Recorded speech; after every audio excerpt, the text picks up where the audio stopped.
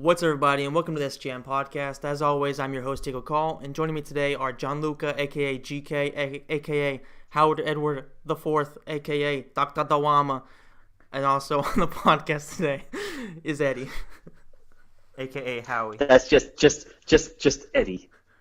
Eddie. a.k.a. Howie. It's my prison. It's my prison bitch name, Eddie. I thought that was Pedro or Pablo or whatever, but Actually, no, it was Eddie. Eddie, okay. Because it was an Italian prison. Oh, okay. So it was a bit more dainty. Very dainty. Braided butt hair and everything. Well, that's a great way to start a podcast all about Motogp, I guess. Talking about a bunch of Italians banging you in the butt, but... Shocker there. All right, let's continue. I guess we can just go ahead and... Let's plunge right in. Yeah. Get deep into the subject. Pause. This is basically what happens anytime the three of us are all together, so... Get used to it, and anybody who's going to be listening to our MotoGP episodes, this is probably going to be how most of them go. Yeah, I'm just going to keep my mouth shut. All right, well, that's something you didn't do in prison. All right. Oh, wow. Yeah.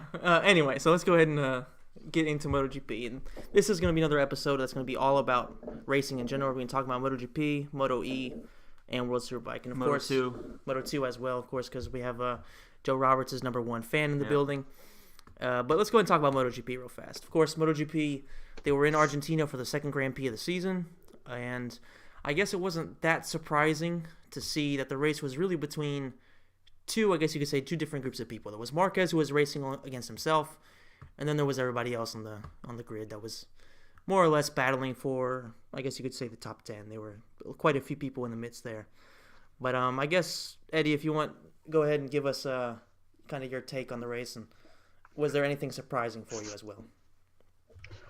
Well, I would say the only thing surprising for me was the fact that Valentino got on the podium. He had an excellent race. He did really well. He did what Valentino has always done. He's managed to manage his tires and his lap times all the way to the end, and he managed to, nip Dovizioso right at the end. That for me was a big surprise. I knew he would be up there in top 5 more than likely, because he always manages to find that extra few tenths he needs to be competitive when the race starts. Apart from that, for me, there really wasn't too much of a surprise. Anything off the podium, I guess I really don't really pay too much attention to, unless it's somebody who's battling for the title. Jorge Lorenzo finishing in 12th. I thought that was pretty good considering how bad it went for him. He's really having a hard season, but I guess that's just another hard season and quite a few hard seasons. Marc Marquez pulling away like he did. I know he kind of likes to do that, but he really hasn't done anything like that in quite a while. It's usually he ends up battling with somebody for the last laps, and if it's against Dovi, then of course he can't seem to get one over on him, but he held it really well.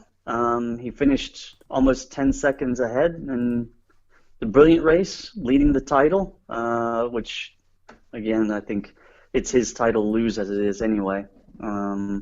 But yeah, it was really good. The race was interesting. I think there were quite a few situations in there that you wouldn't really have expected, but then again, it's Argentina, so I mean, you really can't expect too much, because unfortunately, as we talked about the last time, the track isn't exactly the one of the best on the circuit. So anyway, that's my take on the MotoGP.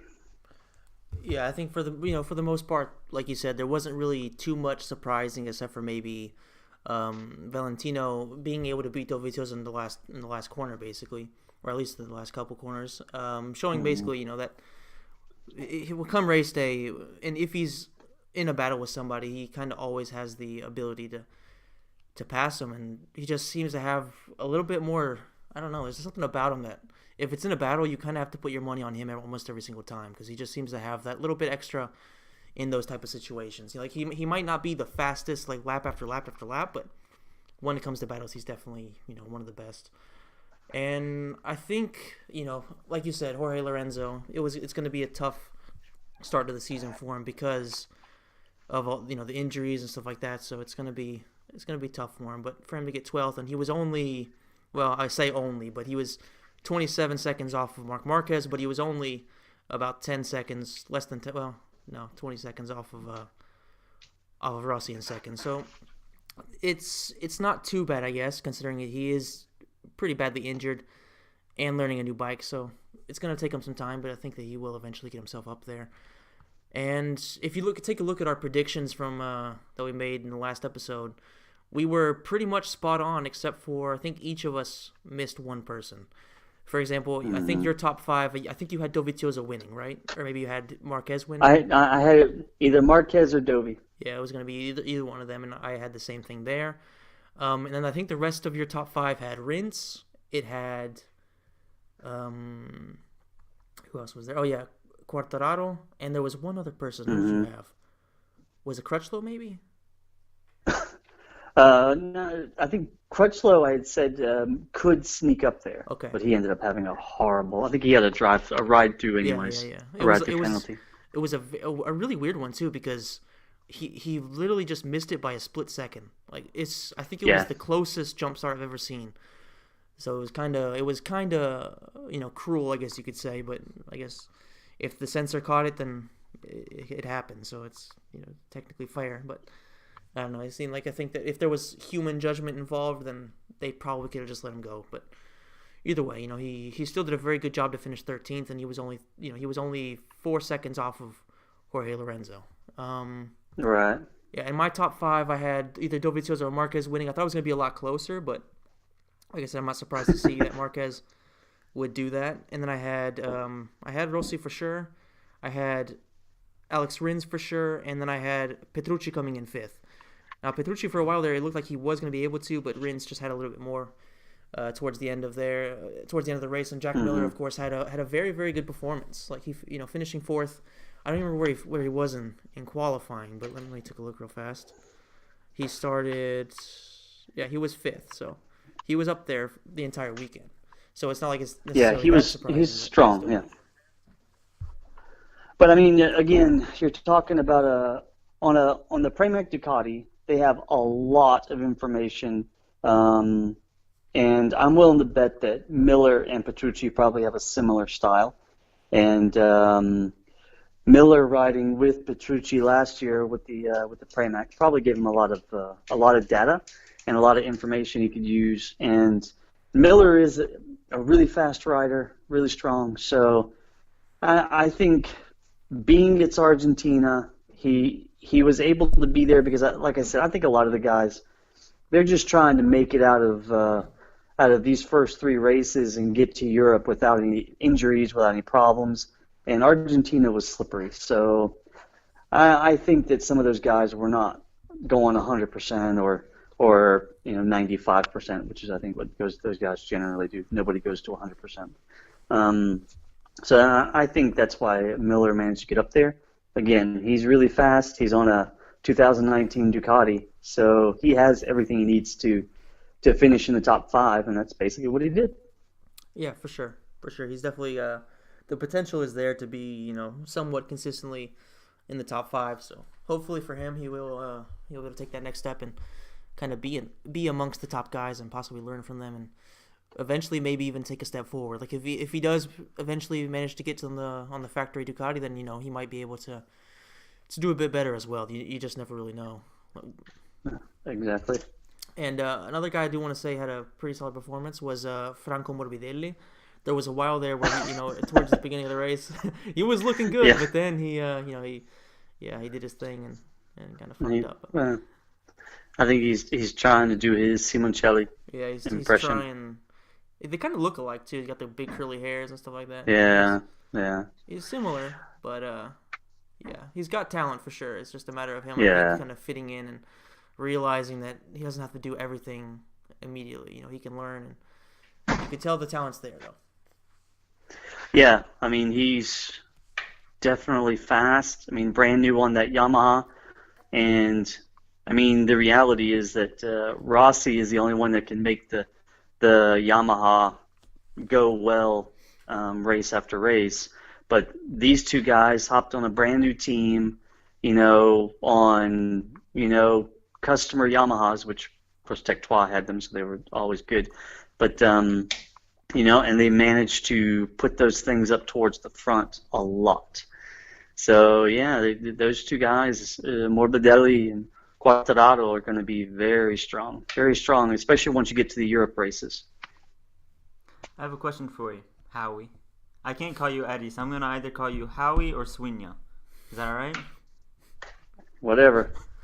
I have a question for you because I know you're not going to talk about it. I want to ask you specifically what you think of these two guys in MotoGP. They're on two opposite ends of the spectrum. Okay. Jorge Lorenzo and Tito Rabat. Because Lorenzo has had a rough couple seasons, right? Right. But Tito Rabat, every time I've ever watched MotoGP, he has been no disrespect to him. He has a lot of heart, clearly. But he's always been dead last every time I've watched MotoGP, and he does not go to World Superbike. So I want to know your opinion on these two guys. Because Lorenzo finished what? 12th the other day? Right there, yeah, 12th. He finished 12th. Yeah, he finished 12th. I mean, Jorge Lorenzo, he's won 2 titles.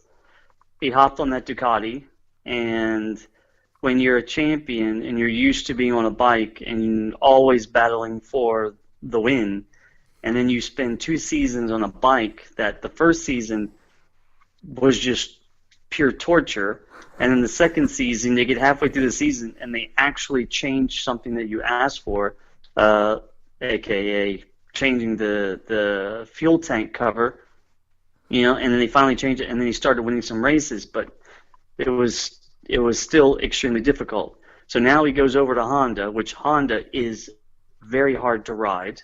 All of the Honda riders will tell you that. The Honda is extremely difficult to ride. After going in, breaking his, it wasn't breaking his leg, but anyway, hurting himself before testing started, so he couldn't test. And then he gets thrown on. Basically, these beginning races are his test. So you really can't say anything about him. He finished 12th. He had a horrible race. He was way back there. I think he was in like 20th at some point in that race. And he still managed to get to 12th, even though a ton of people crashed out. But you have to give it to him. We'll see what happens. Tito Rabat is on the Ducati. If I'm not mistaken, this is Tito Rabat's first year on the Ducati. Last year, I think he was on a customer Honda. And that Ducati is extremely hard to ride. Tito Rabat, when he's riding well, when he's feeling good, he's fast. He's like top 10 fast. Unfortunately, he's on a Ducati, and even worse than that, he's hopping on a track like Argentina that's slippery. It's hard to ride. It's hard for everything, and he's probably dealing with some confidence issues as well. Considering, as you said, every time you watched it, he was finishing dead last. I think that's an exaggeration. I know he wasn't in the points a lot of times, but he was still battling 4 points. And in a MotoGP field, that's pretty strong. I mean, this season, there's only 3 guys that haven't won a world title.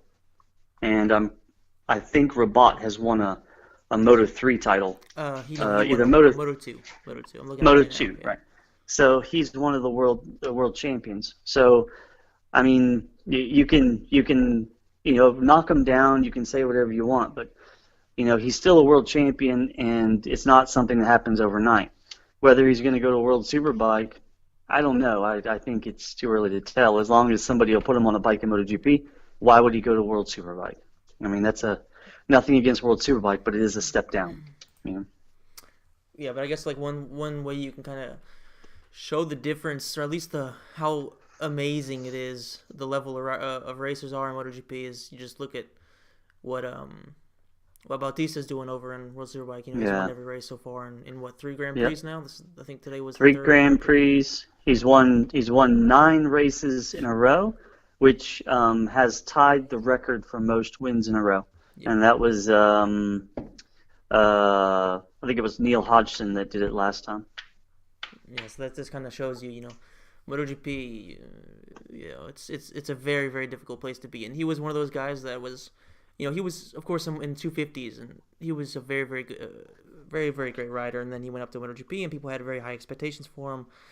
He was, on decent bikes as well, but he just never really was able to take that next step and consistently be, I guess you could say, in the top 7 or 8. I think there were plenty of times where he was battling actually among the top 5 really, and then he would kind of just crash out. And unfortunately for him, he was never really able to reach the peak of the division. But he's definitely a great rider, and then to see him go over to World Superbike, and do what he's doing, it just kind of shows you what a guy that oftentimes was anywhere from 15th to 10th can do on World Superbike. So Tito Rabat, if he does eventually go over to World Superbike, then you would assume that he'd be a pretty decent competitor over there too. So I mean, I think that's just kind of Gianluca trying to be a dick. I said no disrespect to Tito, right? Yeah, no disrespect to Tito. I'm a Tito fan for sure. Right. Yeah, it sounds like it. Yeah. Yeah. Mr. Shitstarter over here, but all right. What do you mean? Yeah, right. Yeah, for them. Well. Yeah, go ahead. Go ahead. No, go ahead. I was just gonna say that for people, of course, most of you guys have probably either never heard of him or not know much about him. If you're like friends with him on Facebook or something like that, his whole game in life is basically just start fights between people and start arguments. So that's basically what his game was here, I'm assuming. But anyway, no, I'm here for Moto 2. Yeah, that's right. Yeah, he's the Moto 2 expert. Yeah. So he'll talk more later. It's better if we just shut up for now after that question. Yeah, I think in talking about World Superbike now, Alvaro Bautista was on that Avintia Ducati. He last season and I think the season before, he was actually really fast. The problem for people like Alvaro Bautista is that it took too long, and now you have all of these guys in Moto 2 that were Moto 2 that were ready to make the step, and the teams can pay those guys moving up a lot less than they would have to pay somebody like Bautista.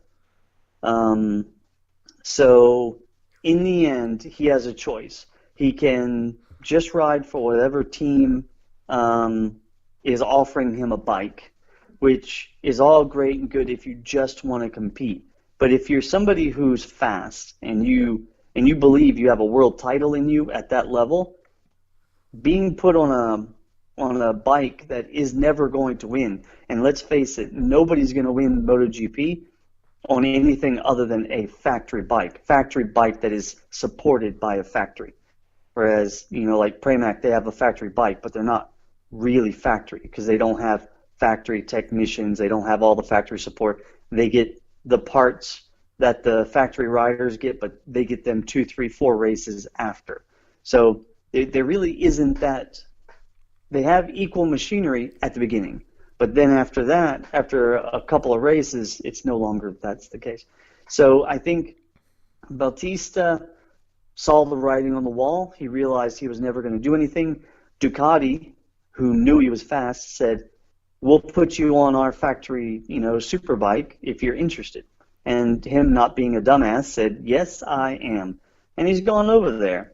And the Ducati's fast. I think, he definitely shows the big difference in talent between the current World Superbike riders and the almost all of the MotoGP riders. And Bautista is an exception because he was blistering fast. He's always been blistering fast. He just, as you said, doesn't have consistency. He's found that in World Superbike. Of course, it's easy to be consistent when you're winning races by 10 seconds. So take that for what it is. Nothing against Bautista. Like I said, he is very fast. But I think he's just going to bend speeds the entire field in World Superbike his first season. Annihilate him? Sorry? You mean he's gonna Yes. annihilate them? Yes.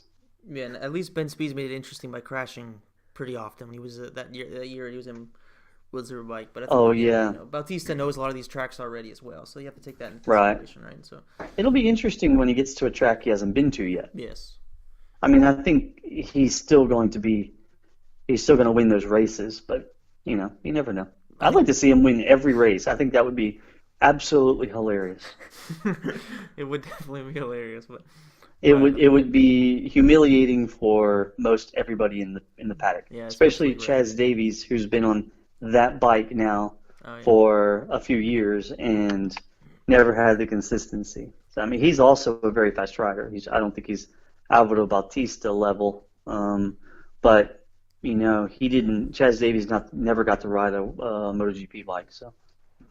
Yeah, but I mean, of course, you are talking about a guy who won the 250 World Championship, if I'm not mistaken, a couple of times, right? Right. He won it, I think, twice. I could be wrong about that, but I think it was twice. And then I'm not sure. I know he won it at least once. Yeah, at least once for sure. And then like you said, he was very, very fast. And I guess you got to kind of decide at some point in your career when you've been in MotoGP for that long, and like you said, you kind of realize you're not going to win. So what are you kind of doing there? You have an option. Right. You have a choice. You can either kind of just be in MotoGP, or you can go in World Superbike and you can do something. You can actually be remembered as a world champion there, and that's it's not as big as MotoGP, but at the same time, if you're a top 10 guy in MotoGP, nobody's going to remember you any more than they will if you won multiple World Superbike championships or you're breaking records in World Superbike. That's stuff that is still making history. So I mean, it's kind of I guess you can kind of look at it as do you want to be a sub in a big team in a team sport, or do you want to be a starter in a smaller team? It's kind of a similar type of thing. Do you want to have, do you want to be recognized for doing something in maybe a smaller level, or do you just want to be one of many that's in the top top flight? So I think that's kind of where he was at this stage of his career, and I think he definitely made the right decision. Yeah, I mean he's also 34, so he's not getting. That's a bit old. Yeah, that's a bit old in MotoGP, considering probably Quartararo is probably 20. Actually, yeah, he's literally half Valentino Rossi's age. Yeah, so his profile. Yeah, he is from 1999, 20th April. So so there you go. He's not even. Yeah, and he's not even 20. So he's there's a big difference, and I think at 34 years old, go win a couple of World Superbike titles, enjoy yourself, become a Ducati ambassador, and pull a Max Biaggi and run your own Moto3 team in 10 years. I mean, absolutely. I think it's definitely a great choice. Great choice. So I guess we can kind of move on now to giving some Well, I guess we could talk about Moto2 because I know Gianluca wants to talk about Moto2, and then from there we can talk about the next Grand Prix in MotoGP. Yeah, sounds good. So, all right, Moto2. As we mentioned, there is no bigger Joe Roberts fan in the known universe than this guy right here, Gianluca. I guess you can kind of give us a breakdown of your affection for Joe Roberts and how you became a fan exactly. Well, it was the beginning of last season, and we were just watching MotoGP. It was me and Swinyo, a.k.a. Howie. Like I said, I can't call you Eddie.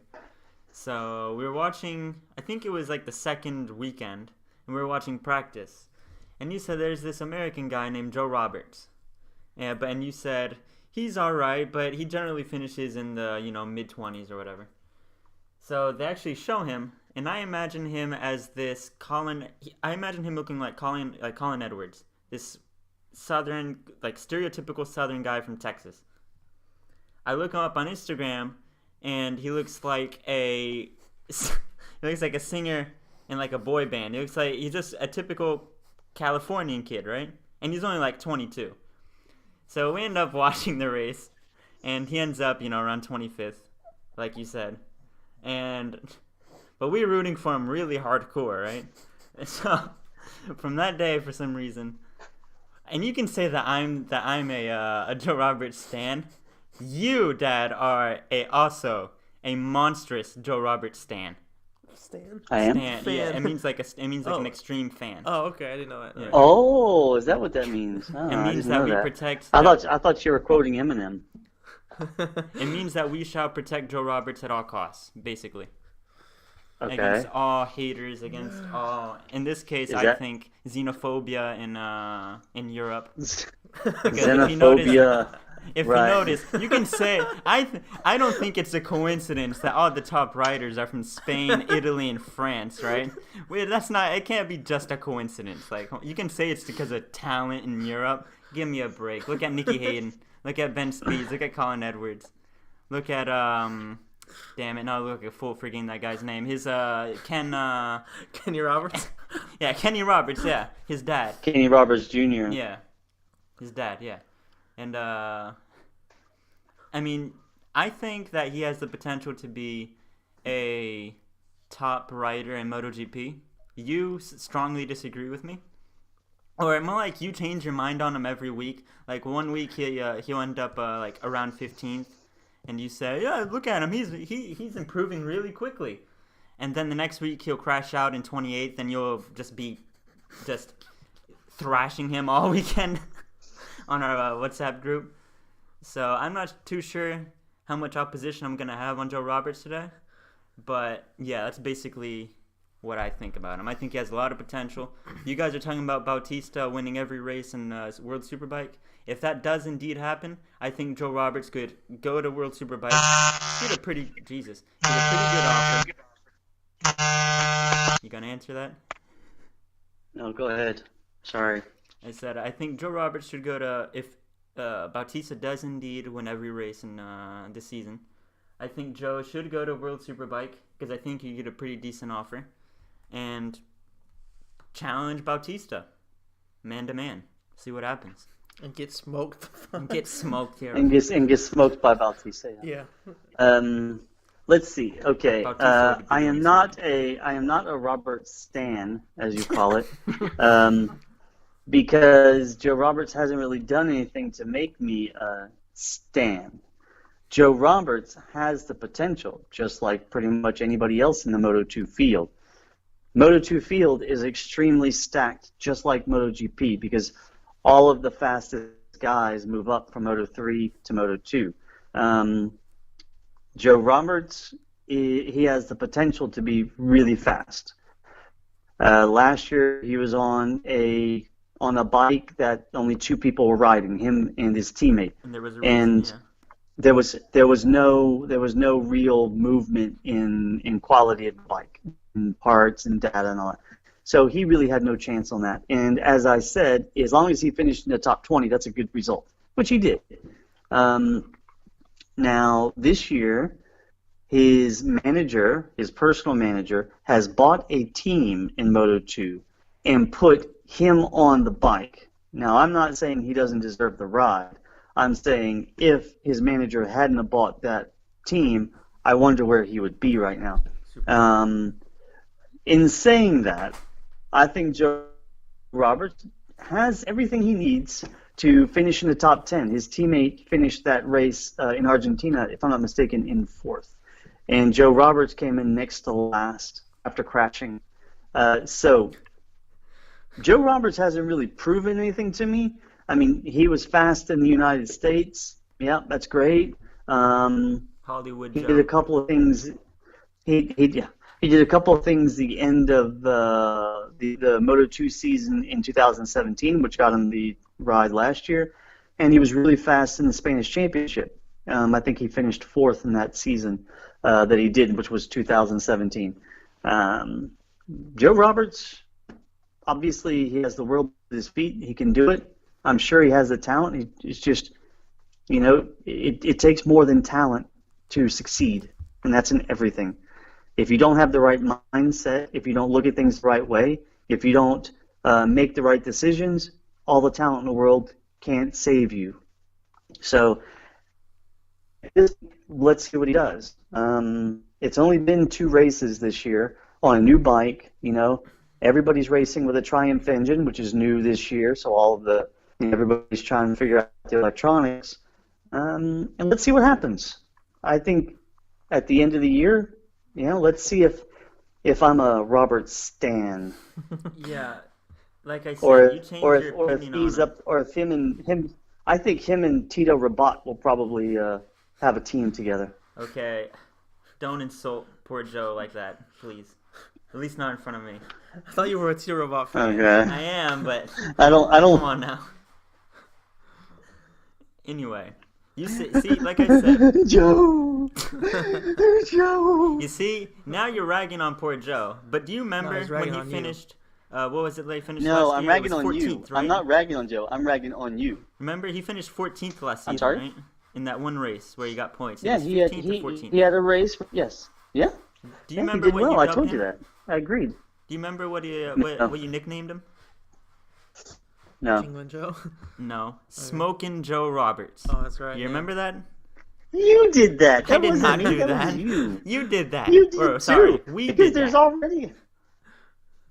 No, you did that. We all just went along with it. Joe Roberts, aka Hollywood Joe, aka Smokin Joe Roberts, aka JR, Well, aka. hold on. I'm gonna interrupt now. Since we're Yeah, kind of let's on the move on. whole Joe Roberts topic, like, just to end this, like, what tier would you guys put Joe Roberts? 1. Well, Explain okay. why. Well, tier 1 is MotoGP. Okay, what's tier 2? What's tier 3? What's tier 4? No. Tier 1, I'll explain how I make my tiers. To you, Okay, go ahead. Tier 1 would probably mean, the fastest in the world, right? Like the cream of the crop of racing, right? Okay. Like, right. for example, That Marquez, makes sense now. Dovizioso, and all those guys. Rabat. That's no. He's tier 3. He's a solid tier 3. I'll give him that. All right. Anyway, go ahead. The reason I put Joe Roberts at 1 is for 3 Yeah. reasons. 1, because he here has we go. talent, undeniable. Okay. 2, because okay. he has marketability, undeniable. Okay. And 3, Mhm. because he has potential in both of those. He has potential to be really, really great. Like, I'm talking like Dovizioso levels. I don't think he could be quite as good like as GOAT? Marquez. Let me finish. I don't think he could be quite like Marquez levels because he doesn't have the talent that Marquez has. But I think he could be, he could I think he could win a MotoGP title. I think he could consistently finish in the top 3 every year standings. And he has marketability on his side, as in that, he is. Have you seen his Instagram stories? You send them to me all the time. Yeah. Okay. But what is? I send them to you all the time. Did you see the breakfast Okay. that he made the other day? You mean the one that you were all excited about? He gave me a recipe. Well, he gave the world a recipe on how to make. Oh, but he was talking bacon directly and to egg you, sandwiches. obviously. Remember that? Can we just move Yes, on? let's just move on. Why? Okay, listen, bottom line is Joe Roberts apparently he does everything that he does based on swag, and that's about it. But Yeah, his swagger. I think the 3 of us, and I give him a lot of shit, we can all agree that Joe Roberts, it would be good for American racing if he was able to get himself into MotoGP and at least do well in Moto2. But yeah, I think that's kind of it. This is what I expected when he said he wanted to participate in the podcast. I expected a lot of bullshit. Okay, but what's your opinion on Joe? And, so I apologize to anybody who wants to murder the young man to my right at this moment in time. But Okay, but it's you still whatever. didn't give us your opinion on Joe my Roberts. opinion on Joe Roberts is Honest opinion. on Joe Roberts is he probably has a lot of talent like anybody else in Moto2, but so far he has completely failed to do anything that is anywhere near relevant to be mentioning on a podcast or anything other than Okay. that's actually interesting to talk about. He's consistently around 20 to 25th. Whoop-de-doo, congrats, and that's you. kind of it. That's my opinion on Joe. Let's end it on Joe Roberts. Let's end it on this note. Okay. I have Joe at tier 1. Okay. What about you? Like tier 10. Okay. Well, that's just disrespectful. No, it's not disrespectful. I'm gonna say he's tier 3. Tier 3, I guess. I don't know. I can accept He- that. Depends. Tier Yeah. tier three because he's racing Moto2, and he's not getting his ass waxed by everybody on the grid. He does show flashes of speed, and he does have the talent. So, he's tier 3.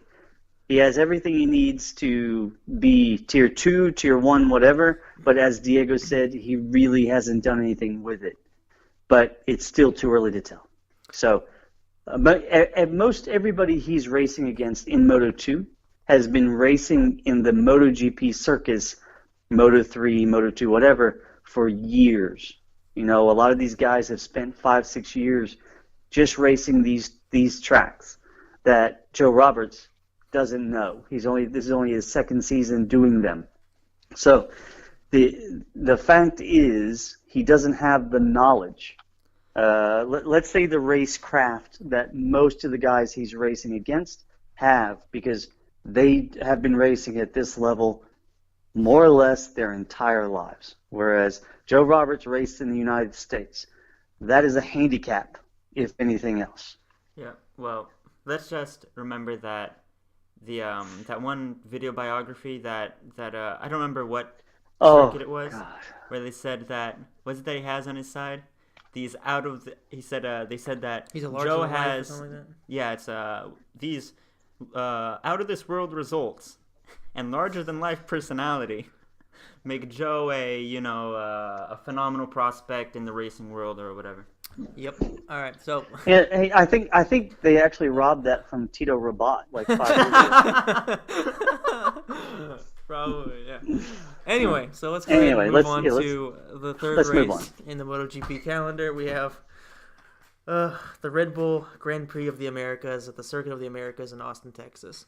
This is going to be another one of those races where I think it's pretty easily predictable, at least in terms of who's going to win. Literally, as I think you put him in the last time we did a podcast about MotoGP, you basically said that Marc Marquez is the god of COTA. So I think that it's pretty predictable he's going to just go out there and absolutely smoke everybody. Probably like Tito Rabat would Joe Roberts. But I think that, apart from, of course, the obvious winner, who do you think's going to do pretty well here? I wish I could give you any kind of an answer to that because, I mean, look at last year. You had Marquez, of course, won. Then you had Vinales came in second. Iannone came in third. I honestly don't see. Who knows? Yeah, the only thing I know for sure is that I think Marquez is going to. He's going to win. Valentino will probably be up there because he needs to take this opportunity to possibly get on a podium again. Because once he gets to Europe, I don't know if that's going to be such a. It's not going to be as easy as when he gets to now compared to when he gets to Europe, because then it'll be really hard. Apart from that, it's all up in the air. I'm not even sure what Dovi's going to do because I'm not sure how good the Ducati is at COTA. I'm pretty sure it suffers at that track. So I really have nothing. I have absolutely nothing in terms of my prediction apart from Marquez. Yeah, I don't know. That's all I have. I can't tell you anything about that. Yeah, I could pretty much agree. Agree with you. Marquez is just going to dominate, and I'm trying to find the results from last season to see exactly where the Ducatis finished because Ducati would kind of. Andrea, Dovi came in fifth, the first Ducati, but he was almost 14 seconds back. Mm-hmm. Now, in saying that, Marquez won by 4 seconds over Vinales. And the field was pretty stretched out. So, again, I personally, who knows when it comes to COTA. It'll be much easier in the European rounds. It's much easier to know who's going to do what. But with these first 3 races, it's kind of all up in the air. Apart from Marquez always being up towards the front, Dovi generally always being up towards the front. Valentino is usually up towards the top 5 to 7. Let's see. Yeah, look at the standings right here. The winner, of course, was Marquez. Second was Maverick Vinales. Third was Andrea Iannone, somehow. Fourth was Valentino Rossi. Fifth was Dovizioso. Sixth, Johan Zarco. And seventh was Danny Pedrosa. And then, oh, look, in the top 10, Tito Rabat coming off. No, he wasn't coming off of an injury. Yeah, but Tito Rabat was eighth with an Aprilia, and then, of course, Jack Miller, and then Alex Espargaro. So, Tito Rabat doing his thing. See, I believe in the tit one. Anyway, so, yeah, I think it could be an interesting race. Apart from, like we said, we think he's going to win. Rins, I guess maybe he's going to be interesting there because, of course, Iannone was on the Suzuki last season when he finished third. So him and Quartararo, not Quartararo, sorry. Who's the other one on the Suzuki? I'm having a blank right now. That's Mir. Yeah, Mir. Rins and Mir. Yeah, I don't know much about what Mir could do, but I think that this could be a track where Rins, gets himself back up there and potentially, battling among the. I don't know about battling with Marquez, but definitely for top three, he could definitely be up there. Yeah. Yeah, it could be.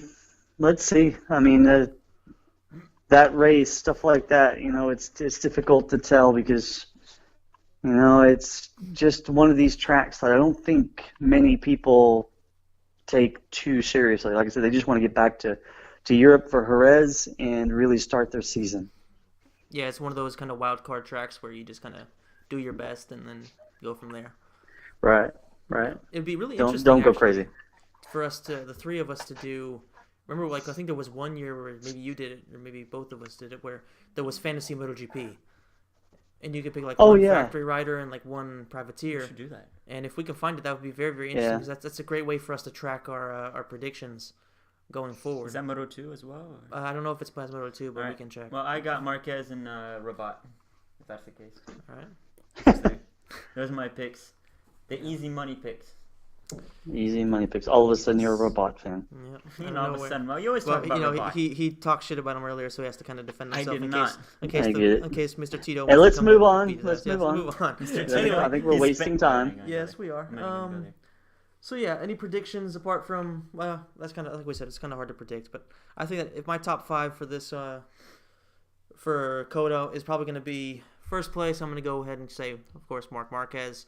Second, I'm actually going to go with Rins. I'm going to take a bit of a risk there because I think that seeing Iannone be third last year with the Suzuki, I think that Rins could possibly, if the Suzuki's still solid there, then he might finish second. Third, I will actually go with, I'm going to go with Rossi. I think that when it comes to race day, regardless of times and stuff like that, he's going to be up there. And as you said, he might see this as an opportunity for him to get a podium, whereas at Jerez, Le Mans, and then it's going to be a bit more difficult for him, so this might be one that he tries to shine in. And then I'll say Dovizioso, and then closing it out, you know what? I'll go with Maverick Vinales. I think he might be able to do he might do a bit better this week. Or that Grand Prix. Okay. What about you? I'm going to say Marquez to win. Rins second, Mir's third, Rossi fourth. Okay. That's pick a Mir is interesting pick. Mir and Rins are both fast, yeah. And they're both good. It's just a matter of whether they be at the end. And COTA is an interesting track. I don't think the Ducatis are going to do very well there. It may be better now, but the past few seasons it's done really, really badly at COTA. And the Suzuki is agile, and it's got great corner speed. Those two guys are hungry, so let's see. Yeah, I think it's going to be a couple of pretty difficult Grand Prix for the Ducatis because, of course, traditionally they are also pretty bad at Jerez. Right. So, this could be where we see Marquez pull a bit of a lead over, I guess you can kind of say that this, the second favorite to be among the top, maybe to win the title towards the end of the season are basically Marquez and Dovizioso at this point.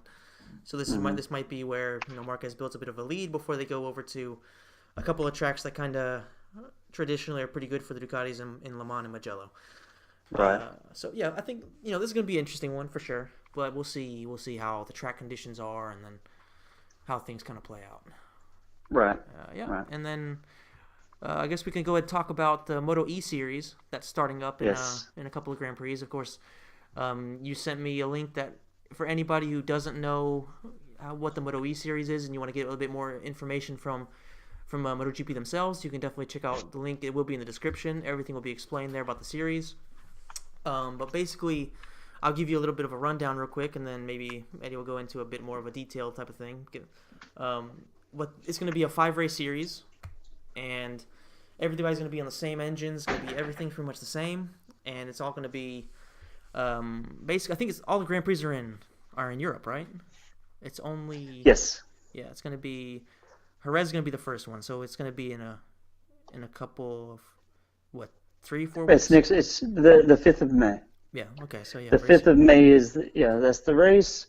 Yeah, and they do Jerez, Le Mans, Sachsenring, Austria, Misano, which will have 2 races, and that's the last race of the season, last race weekend of the season. So it's just an abbreviated. Yeah, and I like the people they got on there as well. You know, they have a good mix of people that were in Moto 2. They have some ex-MotoGP riders like Sete Gibernau. Alex DeAngelis is there. They have Mike D'Amelio as well. So they have a few guys that, of course, are familiar faces, and they have some other guys. They even have Canepa, who used to be a test rider for Ducati. He had a few races in MotoGP. So they have some people that I think this is going to be a very, very positive thing by MotoGP to, test out electric bikes and try to do something that's might be good for the sport moving forward and really good for the environment. And another thing to take into consideration that the races are going to be very short. I think they're estimating they're going to be around 15-minute races. Yeah. So they're going to be, very abbreviated, and it's just kind of a test run to see how things go. May I see the Well, yeah, I think a lot of that is to make sure they have battery power. Yeah. And then it's going to be before the Moto 3 race. So, and that, that whole thing is set up on its pure recyclable power. It's all solar panels and everything. So it's a really, really cool setup. And then they have a woman racing in the series. Yeah. Maria Herrera. Herrera, that's right. Yeah. So I think she's Gibernau's teammate, right? Or was Yes. if I'm not mistaken. Yeah. No. She's Nicholas Tirol's teammate. Oh, Gibernau, okay. I think, is racing by himself. Yeah, he's my bad. a lone entry for Pons. Yeah. Yeah. Another guy that was in MotoGP, of course, is Depunia. He was there for a long time. Yeah. He's probably going to be my go-to guy because we had all these little things that you could find in like little MotoGP magazines and stuff like that, and they had these little postcards. There was like Nicky Hayden, like "See you at Magello," and then there was Depunia's "Kipuhin," which was always our little go-to. And he was always fun to use in the MotoGP games because, like in MotoGP 4, I remember they had the Kawasaki, which was like the only screamer that was left in in the entire paddock. So it was always fun to use him. There's a team named IO. Yeah, that's a pretty big company. So yeah, I think this is definitely gonna be an interesting one. Do you have anybody you think is gonna be the favorite here? Because it's really gonna be based on rider ability at this point, because they're all on the same technology. Yeah, they're all on the exact same bike. They're all made by the same company, an Italian company. So the only difference is going to be basically suspension, how people want it to be set up. That is the only difference. And it will be, I don't know that I want to say rider talent. I think it's going to be whoever is the best, is the easiest for them to kind of adapt to the different type of riding because, I know the MotoGP bikes, they don't have the same type of riding style the way they had back when I used to race. But, when you let off the throttle of an electric bike, I would be interested to see what kind of pushback there is, because a lot of time you would get engine braking, and the engine braking means you just let off the throttle, and as the engine slows down itself, it slows down the tire or the wheel. So that's kind of a braking on itself, and I'm willing to bet the electric bike doesn't have that. So it'd be very interesting to see how that plays into racing when it comes down to, instinct. When you've got people like Depunier or Gibernau, they've got years and years of experience riding bikes that have the engine braking. Especially, like Gibernau, he raced the older bikes before they had so much electronics. He was there in the 500 days too, wasn't he? Yeah, he raced in the 500s. Yeah, he was bigger when it was when they first went over to four-stroke with the 990s. Yeah. And that's where he came in runner-up twice. In the movie star. So yeah, I think it should be interesting. I'm really looking forward to it. All the bikes were in a fire like a month ago, and most of them got burned up. So they've had to rebuild all the bikes, but looks like they're all ready to go, and everything will be on track. Like I said, the tire warmers, everything, the bikes, always recharge using solar power. So it's really, really interesting. Really interesting what they're doing. Yeah, I saw renewable energy is a thing. Yeah, like they were showing like they're gonna have solar panels basically behind all the bikes and stuff like that. That's how they're gonna charge them. Make sure that they stay charged before the races. So it's correct. Yeah, it's interesting. And the tire warmers. Yeah. So it's gonna be very interesting to see how the technology develops and as things move on. Of course, this is gonna be a test season. The next season we'll probably maybe see a more an extra race here or there, and as things progress, and hopefully this will be something that kind of pushes on and is the next development in racing technology. Yeah, I think after this, then, a lot of the national, like, in the United States and Spain and Italy, they'll start adapting classes that are done on Moto E. And I think it's a great movement for them. Definitely a great movement. Yeah, and another guy that you have to keep your eye on is Bradley Smith. Of course, moving down from MotoGP to Moto E. That's another pretty big one there for this championship. Yeah, well, he's a test rider for Aprilia because he left the championship MotoGP because he didn't have a ride. Nobody offered him a ride. So yeah. So he's a test rider for Aprilia, and he's doing this this racing in Moto E, which he's definitely a good addition because he's very well spoken. He's really great at setup and things like that. So he's good for a racer.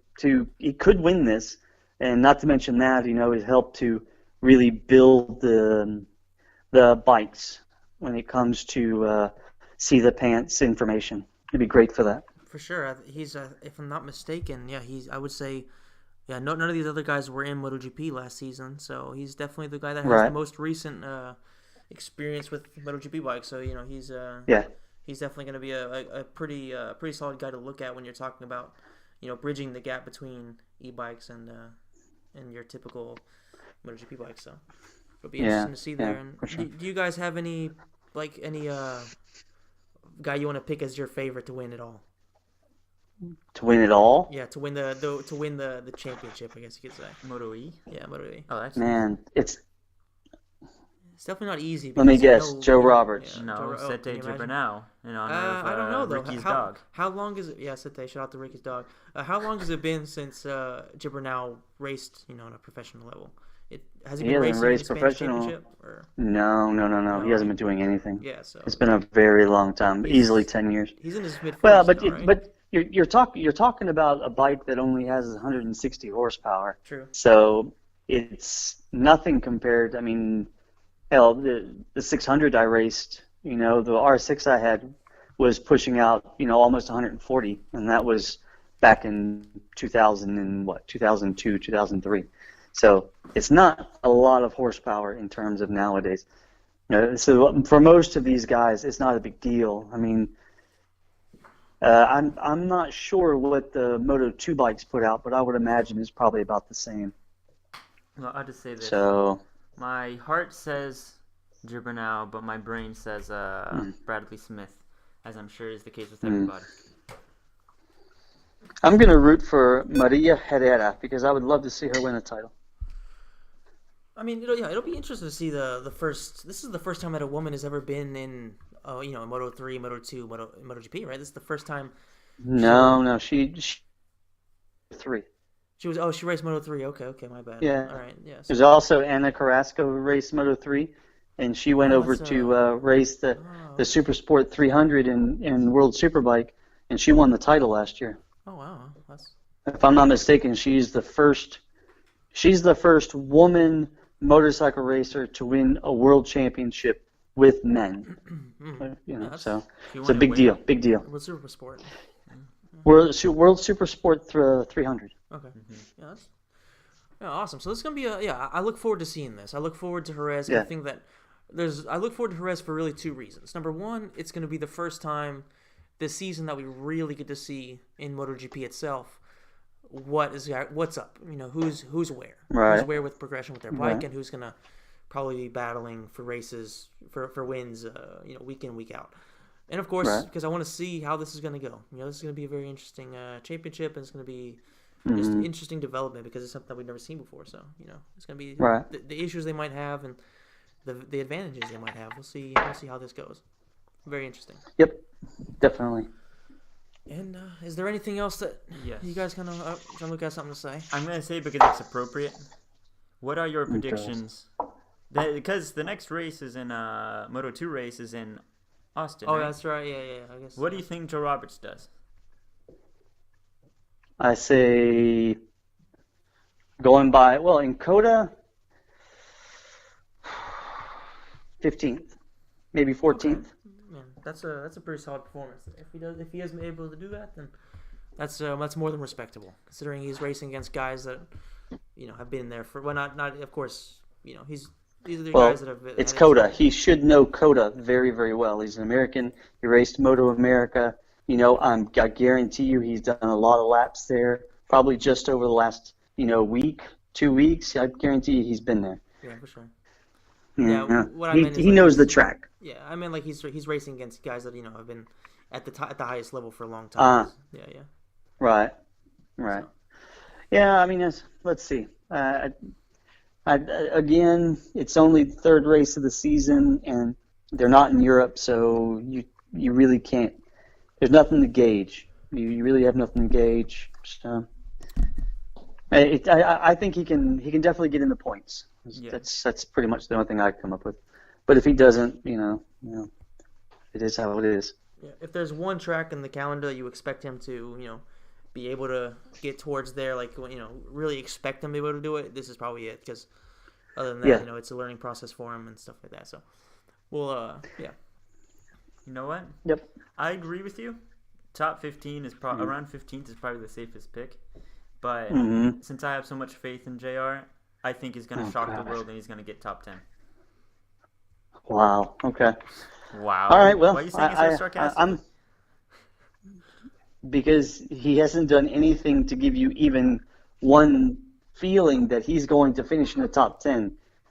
Well, he has a better bike than last season. I can say I have so much faith that Usain Bolt is so fast, he's going to decide to enter the Moto 2 race on foot, and he's going to finish in the top 10 because I have that much belief in Usain Bolt and how fast he is. You do realize we have the same amount of information, my friend. You do realize that you literally just compared Joe Roberts, a professional motorcycle racer, on racing in a motorcycle race. You said that you have as much faith as him coming in 10th as you do Usain Bolt coming in 10th on foot. No, that's not what I said. Yes, you did. That's exactly what you said. I said there's as much data to say he could do that because I have so much faith in him. He's coming 12th. You said he's going to do it because you have faith. He's coming 12th. He's coming 12th.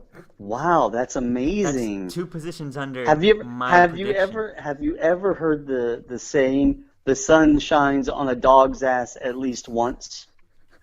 You see, that's just uncalled for. Joe Roberts, don't listen to it. Uncalled for. Joe, no, you are definitely not a dog. I'm just kidding. Yeah. He has all the talent and everything he needs. All he has to do is do it. I didn't say it's easy. I just said he just has to do it. Top 15, I think he can do. Top 10, I think you're asking a whole lot. Let's be realistic. Yeah, but when you have faith, when you have as much faith as I have in Joe, it won't be surprising when he does it. Right, okay. You'll be the one who's going to be kissing his ass all week long, and then during the next race weekend, and he comes in like 22nd, you're going to be talking about, he's pretty much screwed. Is essentially what the conclusion that you come to. Every time they Okay. finish his under All right. 15. Well, I think that's a podcast done.